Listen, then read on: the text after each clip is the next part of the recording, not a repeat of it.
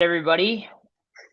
Welcome to For Fantasy's Sake. Actually, this is the Monday Night Hammer. We're coming to you live for the first time with the real name. First Monday time Night with a real Hammer, name. presented by For Fantasy's Sake QC, brought to you by the Mobile Party Experience. A wild Sunday of football, and Mike and I are here. We're gonna take you through kind of what happened a little bit, really pointing out the trends that matter. Let's start off right away. This is a tweet from Dwayne McFarland, Context Matters on Twitter. Good stuff to kind of see what really happened during the Sunday. But just like we all thought, Mike Williams is the best pick when you compare production versus ADP.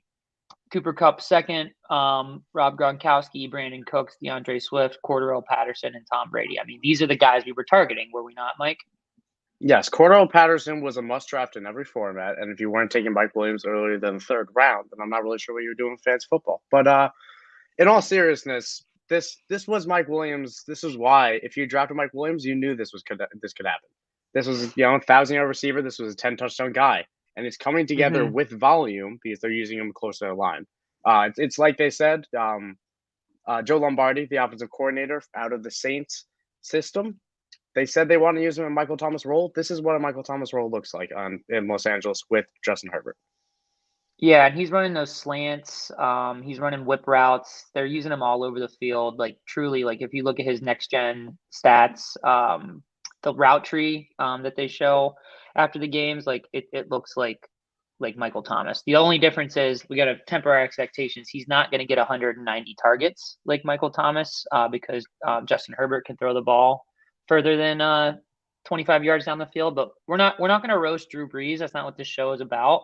No, He's not doing at well in the all. That's booth poor though. taste. But That's poor but taste. He's still the NFL's leading passing leader for one more week.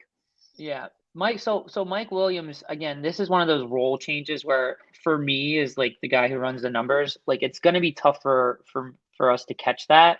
That's more of like what are you seeing on the eye test? I mean, he was a top 10 draft pick. Like Mike Williams, like I want to be out ahead of that, and I wasn't. So we need to revisit the process. But You need to Cooper Cup, revisit. You and your I need to revisit. analysts, you got to No, revisit that. I need to revisit my Listen, process. it's a good blend. It's a in my opinion, there's a lesson. Like there's not one right Yeah. way to evaluate prospects. There's the analytical, which is a very strong way to do it. There's the film side, which is probably a less strong way to do it. But there's a right way for both.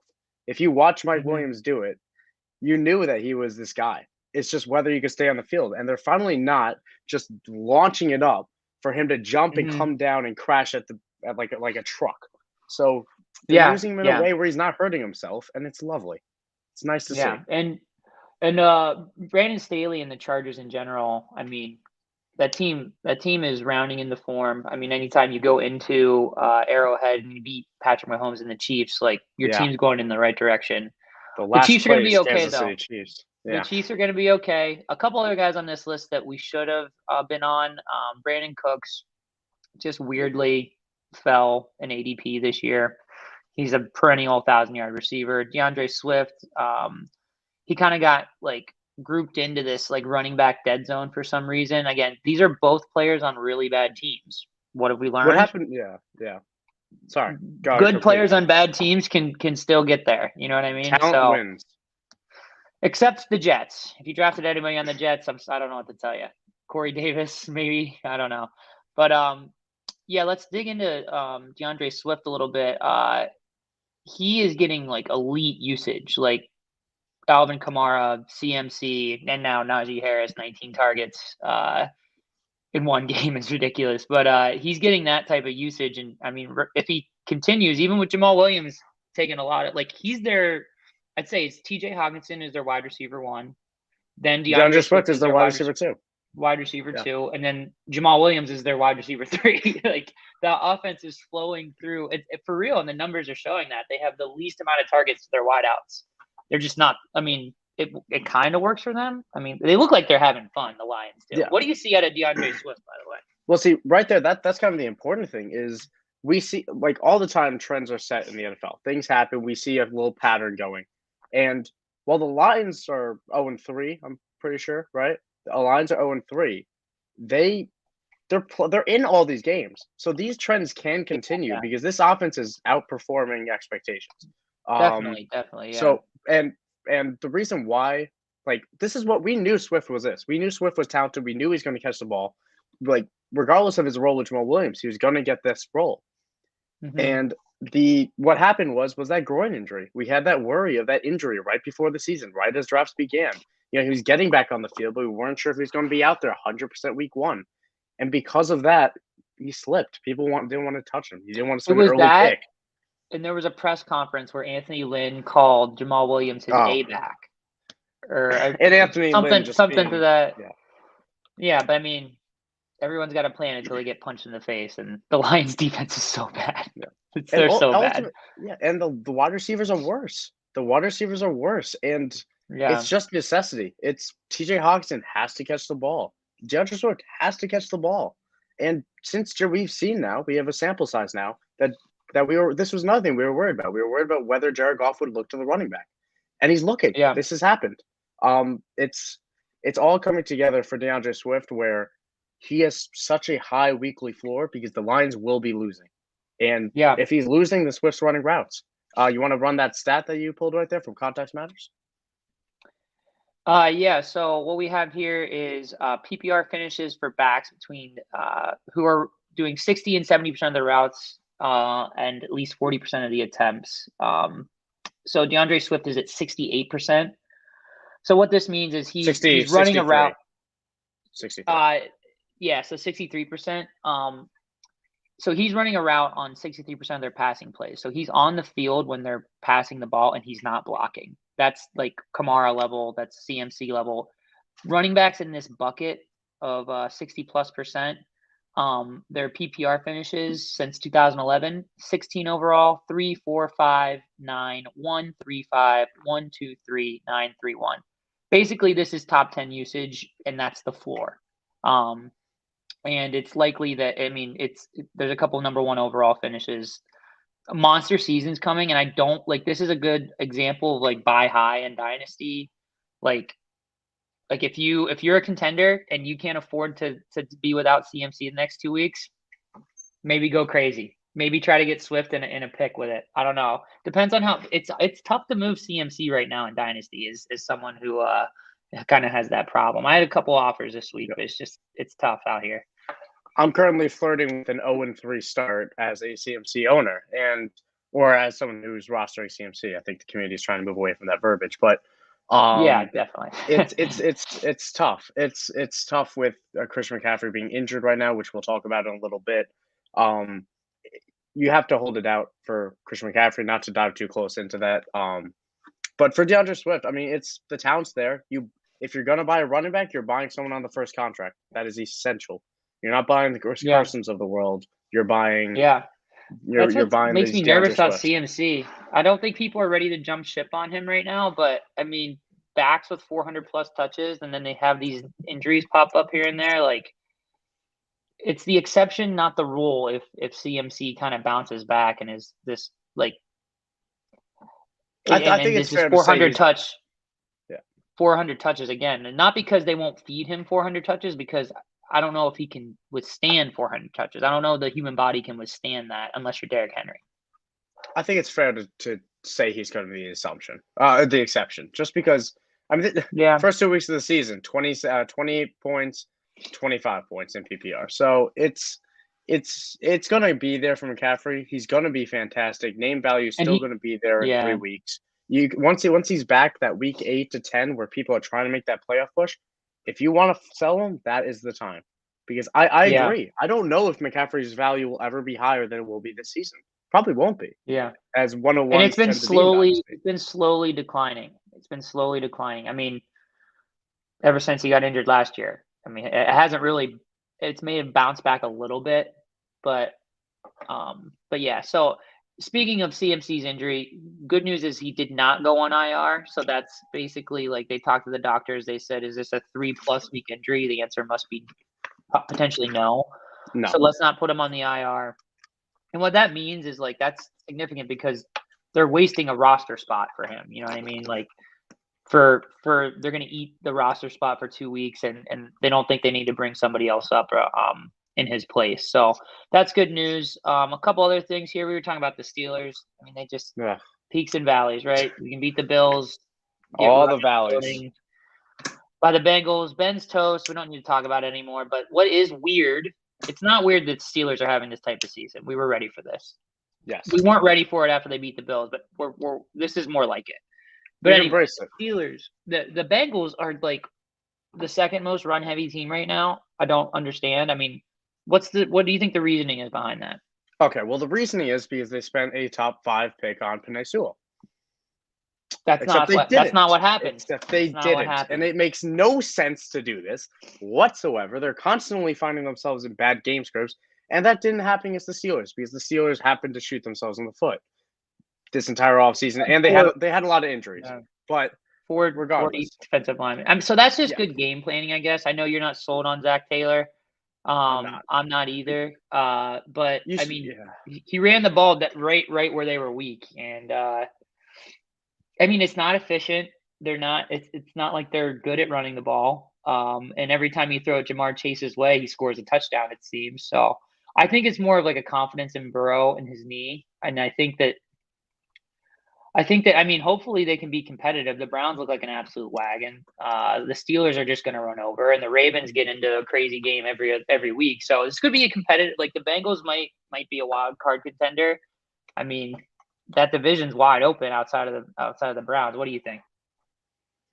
Yeah, I'm starting to wrap my head around the possibility that the Steelers could be the worst team in this division, which they might not be with the entire team healthy. But at the end of the day, when it comes to the Bengals they will put up points more often than not. I think the reason they are pounding the rock more than they have in seasons past is that they don't want Burrow dropping back 50 times. They don't want him dropping back 45 times. And it's what they did last season, and he got hurt. That offensive line can't protect him for 40 dropbacks, and I think that's the issue. So that's kind of a shame. I guess you just it is. Open that offense up. Maybe next year. Maybe next year it'll get fully opened up, and we can have a really dominant trio. They also didn't have T. Higgins. That probably did factor in a little bit to their game planning. And I do have a crazy Jamar Chase stat, which I'll let me read this out. According to Next Gen Stats, Jamar Chase has caught a touchdown pass on every single touchdown pass on a vertical route in every game of his career so far. So if he goes deep, he's going to beat the guy. Is that including college? No, sorry, NFL. And I asked because he did score 20 touchdowns in one season, and people forgot about it when he dropped the ball a couple times in the preseason. And I'm upset with everybody for that. I'm upset for them because I did. You could be upset with me, which I was. To be fair, I was fading him before I didn't forget. But given the Bengals' upcoming schedule, I am willing to concede. No, I'm not making concessions till week 5. I was a potent Chase doubter for redraft this season. We will see. Come back in week 5. Me, dude. If these trends continue, then I will be looking the fool. He's not going to score a touchdown in every game. Okay. Okay, and that's what that was kind of my point, where he has he's scored. That is covering up a little bit of volume. There are some volume concerns. You're right. He scored 4 touchdowns, but he has 11 receptions through 3 games. 11 receptions. He has 1 game over 5 targets. That's actually taken us. That can take us right into this next one. Yeah, sorry. Great players are efficient. No, great players are efficient. But there are going to be some really rough games that people are going to be burned by Chase. Yeah, we haven't seen it yet, so it's awesome if you drafted Jamar Chase. No, he's great. He's great. He's as advertised, and he's off to one of the best rookie starts ever. And I mean, like, you build momentum, like momentum's a real thing. Like, he's just going to keep flowing. I mean, and his quarterback is like one of his best friends from college. So it really is a dream scenario. Hopefully they start throwing the ball more so he can really smash, because we love seeing these record-breaking rookies. Yeah, definitely. But another record-breaking rookie, that's a segue. That's a segue. Jalen Waddle, 10 receptions for 59 yards. That is very hard to do. The last time that happened, I believe, I can pull up this specific stat, was like the 1950s. So, Jesus. like it's a lot of receptions for not a lot of yards. Great for PPR, not great for standard leagues. Don't know why you're playing a standard league anyway. But Yeah. Jacoby Brissett, it seemed like when he got in trouble, it was where's Jalen Waddle because he's probably going to be open. So that's promising. I was saying this to my friends while we were watching that this Jalen Waddle treatment is exactly what the Raiders should have been doing with Henry Ruggs from the get go. Is Yeah. listen, it didn't really work. Like I mean, what averaging 5 yards per catch? That's terrible. That's Mm-hmm. like if I told you Jalen Waddle was going to have 10 receptions, you're telling me he's going for 200 yards. But when it comes to this, you're getting the ball in his hands. That's what you need to do. Now, I'm going to spend a quick 5-second rant of why would you throw a screen to him in the end zone? I'm not sure if you call it that, Nick, but that was the worst play call I've seen since the Colts lined up in that 3 offensive lineman thing. But that or one center. Neither here nor there. But the proof of this is Jacoby Brissett likes Waddle. Jacoby Brissett will be around for at least another 2 weeks, and the coaching staff knows how to get Waddle the ball. This was Fuller's back. Parker's back. They found a way to Yeah. get Waddle his most targets in the season. Yeah, definitely. Yeah, like you said, he's the outlet guy there. Fuller did look pretty good, and they came out and said that they want him to see more opportunities. So Sure. what that means is like he might be the first read a little bit more often. I don't think Brissett looked terrible. He looked like Brissett. He looked like He looked Brissett. fine. He looked like He's going to he, get the looked, he ball looked in fine. people's hands. He's going to get the ball in people's hands, and hopefully they can do something with it after the catch. That's kind of And where that's you're what at with Waddle's good Jacoby at. Brissett. And that's what Waddle's good at. But yeah, let's do a quick injury roundup here. Then we'll talk a little Monday Night Football preview. CMC just pain. He's not on the IR. So that's fine. We already talked about that. But Chuba Hubbard kind of stepped right in and got that Mike Davis usage we saw last year. If you're a CMC manager in Dynasty, and like I don't know what are you trading for Chuba Hubbard? I'm actually curious what you think. The price is too high. The price is honestly too high for me to trade for Chuba. If I needed someone, I could see myself flipping a second, given that he's on he's on a rookie I think you deal. want to He will trade be a around. second. You want to trade a second, but if you're the guy with Chuba, you want more than a second. That's just where it's at. So It depends on who I am. Yeah. Yeah. I'd trade Chuba for a second if I wasn't contending this year. Yeah, it's interesting. Giants wide receivers. What do you got there? Sterling Shepard went down early. I believe he's kind of day to day. Do you have anything on Sterling Shepard? He went down pretty much right after Darius Slayton went down. I have nothing really new on that. They're both, but the thing is that both Sterling Shepard and Darius Slayton went down with hamstring injuries. Now, I have zero interest in said player, but I have to say his name. You know who I'm going to say. Kadarius Toney finally did something. Finally got positive yards. He played 66% of snaps. Yeah, he played 66% of snaps, which is a nice number. He only got 3 targets, 2 receptions. And Jason Garrett's primary usage was just running them from hash to hash, and that was a motion. He's got no idea. He has no idea. That qualifies as being creative because it was a pre-snap motion where he just went up and down, and that's it. He never got the ball. But it becomes a little bit more interesting where he's forced into a role. But this is an offense you're staying away from anyway. This is Saquon Barkley will get a couple more catches. Evan Ingram's on the streaming radar. That's about it. It honestly took Slayton and Shepard going down to see a little bit of an increase in Saquon Barkley's pass game usage. Yeah. So if both those guys are back and they got Kenny G, Sterling Shepard, and Slayton demanding targets, like they do seem to want to push it down the field rather than dump it off to Barkley, because those are just extra hits he's got to take in the open field. But he did see that usage, that RB1 overall usage that you drafted Saquon Barkley for in the back half of the first round, and sometimes even in the second. So Barkley, another good signal is that he was a full-time player, and they actually Devontae Booker was a healthy scratch. So that's a lot of confidence in the health of your workhorse running back. Devontae Booker's terrible. Gary Brightwell's the backup, but nah, Yeah. Saquon saw more targets this past week than he saw through week 1 and 2 combined, and that's part of him just getting. He's got his snap count has gone up in 3 straight weeks. It's him getting back to health. And Saquon Barkley's a very talented player. He just needs to get right again. His workload is also increased every single week. A matchup against Atlanta helped with that. The Saints might not be as easy next week, but this is Saquon Barkley. You're still lining him up there. Yeah, definitely. Who's next on the top? And also, next to move back to Pittsburgh, Juju Smith-Schuster got hit in the ribs, went down. I'm pretty sure, last I checked, day-to-day, bruised ribs. Makes me feel like he definitely could have made it out there before they lost that game. But yeah, TikToks, I don't know. You're not a Juju guy. I can tell. I get it. I have his signed jersey up there. I have another jersey that I wear from him. We're just fed up. We're fed up. Loved him ever since he laid out Vontaze Burfict. Loved him. Loved him. But it's just been so. It's been It's hard to remember, but it's just been neither here nor there. He's day to day. Deontay Johnson's still working his way back from that injury that inexplicably happened last week. Hopefully, I think we can tentatively hope. We can tentatively hope that he gets back on the field this week. He seemed slightly trending up, but I don't think he got to practice. It wasn't supposed to be a long-term injury, so let's hope that Deontay's back this week.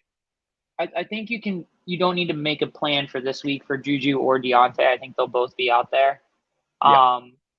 AJ Brown is definitely AJ Brown has the hamstring flare up. You're going to want to plan to be without him for at least a couple of weeks. Quentin Nelson, this is just all things Colts, basically. Jonathan Taylor, drafters. What happened with him? He got carted off. Quentin Nelson? Not good. Yeah, Quentin Nelson had a high ankle sprain. So it's an offensive lineman. So they deal with their injuries a little bit differently than we may treat a running back or a wide receiver or a quarterback. Yeah. Something we're more accustomed to assigning a timeline to. But Quentin Nelson, I'm going to expect him to miss maybe a week with this. I think he could be back in 2, even though it's a high ankle sprain. It's so definitely a shame. I'd call it day to day, maybe week to week. But again, I have no medical profession here. But to quickly go back to AJ Brown, I'm going to throw out a name for DFS this week. Just a little How about Chester Rogers? How about a little bit of interest in Chester Rogers? In terms of a dart throw this week against, he's getting open. His with AJ Brown down, he'll be the next man up, which isn't always a recipe for success. But he goes against the Jets. He goes against the Jets this coming week, and it's assuming AJ Brown's out. Chester Rogers could be a 5 for even a 4 for 80 and a touchdown week. Which keep an eye on. It would be a sneaky minimum play. Yeah, definitely. I'll circle back to you if the Sims agree, but I would imagine he's got a pretty good floor ceiling combo at 3K. Basically, those types of players they'll flash green in the old spreadsheet. I'll snapshot that to you. Oh, please. But Quentin Nelson, like I said, day to day. So, just basically, what effect that has, who knows? We'll see. James White. This is a tough one for us zero RB drafters. The prince that was promised himself, James White, has unfortunately a hip subluxation. It sounds rough. He's out indefinitely, so don't expect him back. Don't count on him. Move him to the IR slot, and then who are we going to get? Are we targeting anybody in that backfield? Is Ramondre Stevenson now in play? He was catching a few passes there, huh? Ramondre Stevenson was inactive, but I didn't even realize that because a fairly similar lookalike, both running backs with dreads, big body guys, Brandon Bolden is now the pass catching back for the New England Patriots, which makes 0 sense. I trust Bill to figure that out. It's not like Brandon Bolden was good in that effect, so I'm trusting that we're gonna see someone else in that passing role. I think it could be JJ Taylor, who saw a couple targets. Again, he didn't do anything with that either. But again, I don't think it's going to be anyone with standalone value. All this is us praying that Damien Harris gets this role because he could do this and he could be really well with it. but I don't know if he Yeah. will. I don't think he will, to be It'll honest. be I, it'll be yeah. interesting to see what they do. I think I'd be picking up the guy that they activate, which you won't know until Sunday morning. So because I think you're right. Brandon Bolden was active because he's a special teams player. Yes. And he was the next man up that was active for the day. Ramondre Stevenson got a little bit of pass down usage in the preseason. So that's what I meant about him catching some balls there in New England, which is weird because Ramondre Stevenson does not profile as like a scat back. No, it That's does more of a not. J.J. Taylor. So I think if they activate J.J. Taylor, he'll be just the one. That's probably just like a 1-for-1. Like he just might be James White. And then as far as like, is Damian Harris going to get a little bit of that role? If they activate Ramondre Stevenson, I think that you might be looking at Damian Harris playing a little bit more on third downs. Yep. It probably depends on who they trust to pass block too, because they definitely want to protect Mac Jones back there. It's very possible that all four of them are just that James White's inactive and then Ramondre Stevenson slides up. We have Taylor, Bolden on special teams, take whoever's Harris, and it's just a total mess. I'm still gonna throw Damian Harris out there. It hasn't looked great since that week one. I still trust the talent. I do still trust the talent. It's also still not a good matchup. Tampa Bay is a rough one. If you have a better option, I could see myself moving him out. I still view him as a flex. Yeah, it's just take the cheapest option there. That backfield, that team's not very good. No, if this is DFS, I'm not touching it at all. Yeah, KJ Hamler. I mean, you broke this to me. Ugh, rough, dude. He tore his ACL getting off the plane. I don't like. That's not true, but we don't even know. We don't. A surprise ACL tear out of KJ Hamler. So what does this mean? I mean, he did injure it in week 3. It's just a shame. It's just a real shame. It doesn't help anyone. It's just the worst. No. He's the type of player that's going to open up your offense. He's going to open up your offense. He's a talented guy. He's a young guy. I hope he bounces back from this in year 3 next year. But the slot role is now vacated. That's something that honestly, if we have to look a little bit ahead, Jerry Jeudy will be a primary slot guy when he comes back to me. I don't see a way around it. I think he'll move on the outside. Good luck covering him in the slot. Good luck covering him in the slot. It'll be great. He'll be a PPR guy. He'll catch the ball, but it's just a shame just to lose someone as explosive as Hamler is. It's just he's the type of guy that his impact doesn't show up in the box score all the time. Yeah, I mean, if Tim Patrick's still on your waiver wire, I'm going to rate my column up tomorrow. Go get him. I think he's out there a ton still. Go ahead and pick him up in our league. I already did, I think. I am getting. Yeah. Oh no, I'm going to pull out my first win in our league. I'm going to pull out my second loss. Yeah, in that league, I have James White. So I'll be looking for and KJ Hamler. Look at that. All right. Well, I'll have some replacements for you guys in my article tomorrow. Let's wrap this up. What do you think, Mike? What for Monday Night Football? Yeah. What do we got for Monday Night Football? Okay, so we got Dallas, we got Philadelphia, we got not a lot of fantasy options on each on Philadelphia at least. So Miles Sanders, this is a bit of a telling thing. Last week, if you tuned in for last week, which I really go back and even check it. Even now, it's great. I called for Aaron Rodgers. I spoke to Aaron Rodgers. I talked to him to the heart. I said, listen, week 1 was not good enough. Week 1 was shoddy. It wasn't good. And then he was like, all right. And then he went out and balled out on Monday Night Football. So this week. Yeah, he did. Someone I have been doubting. I have forever been, not forever. I used to like him. But this season, I haven't seen it. And I want Miles Sanders to put it together this week. I really do. This is a friendly matchup against Dallas without DeMarcus Lawrence. Michael Parsons is not the run defender that DeMarcus Lawrence is. Miles Sanders needs to put it together now. This game's going to come down to if they can control the clock. College teammates, Micah Parsons and Miles Sanders at Penn State. So he might exactly. He might hit him with a couple olays on the but I'm sure Miles is actually listening to this in the locker 100%. room right now. So I know Aaron Rodgers heard you call him out and he delivered. Miles Sanders is if you have time to put him in a showdown lineup, put him in the captain slot. He's about to go off. Yeah. It's something that and given Micah Parsons' camaraderie, I'll call it, at Penn State. I think Miles Sanders might have a bone to pick here. So Miles Sanders is going to go off tonight. I think that's my call, that he's going to have a very similar performance to week one. He can catch a couple balls. He'll still split with Gainwell because Gainwell's a good player. He won't be off the field. But Sanders, this could be a very big night for Sanders. On the Cowboys end, I think we're expecting more of the same. CeeDee Lamb's going to catch the ball. Amari Cooper's going to catch the ball. This Philadelphia defense has been surprisingly stingy through the first 2 weeks of the season. Yeah.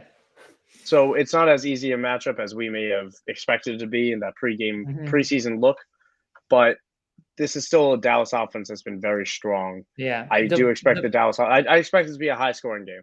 Yeah, Devonta Smith is getting like crazy target share numbers.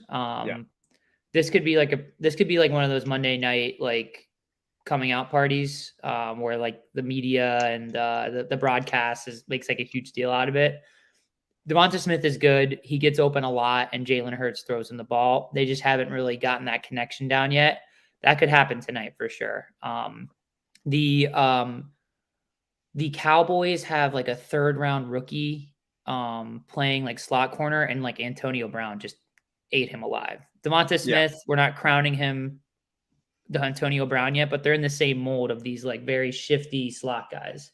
And what's interesting, Trevon Diggs has had a strong start to the season. Cowboys cornerback is lining up number one right now. He did a very good job on Mike Evans in week one. So we'll see. If Diggs follows with Devonta, then that could be interesting. Maybe this is a Dallas Goedert day, because with Micah Parsons going on the edge, that means Jalen Smith's dropping into coverage, and Jalen Smith hasn't been able to cover in the last 4 years. It's been unwatchably bad. This could be an interesting day from Dallas Goedert / Zach Ertz. On a personal note, I need 5 points from Dallas Goedert to win one of my weeks to go 3-0 in my home league dynasty. That's cardiac. That's it is. Luck. It's the type of thing that that's going to happen. But then it just doesn't, because Zach Ertz catches a ball, and then he catches another one, and then Richard Rodgers catches one. But Rich Rodgers, for the millionth time, neither here nor there. For the millionth time tonight, I'm going to say that. Everybody needs something from this game. It's hilarious. I was at the airport earlier, and just hear people chattering. I need Miles Sanders to do this. I need CeeDee Lamb, Cedarian Lamb. I actually need about 60 points from him and Dak, which it's a 1% outcome, but it's in the range. It's in the range of outcomes for those two. Yeah. I have a friend who needs 3 points from Cedric Wilson, which is an interesting name to watch this week, by the way, with Michael Gallup on the IR. That's an interesting name that you could. I don't think it would be the worst thing to throw him in your showdown lineup, not as your captain maybe, but as a total dart throw if you want to be a little bit spicy with it. He jumped up to 58% of snaps last week, only saw 2 targets, but Chargers defense, we'll see. If Mark Cooper gets a little bit swallowed up, then maybe Cedric Wilson has some room on the outside. He's a big play threat. Yeah. It'll be a good game though. It'll be a good game. But yeah, we'll wrap this up. For Michael __Sicoli on Twitter. I'm Nick. You can find me at run_the_Sims. We're here Monday Night Hammer, the first official episode of the Monday Night Hammer. We can sign off for Fantasy's sake. Presented by For Fantasy's Sake QC and the Mobile Party Experience. We'll see you guys later this week with a few articles, and good luck out there this week. Hey, enjoy Monday Night Football. Have a good one.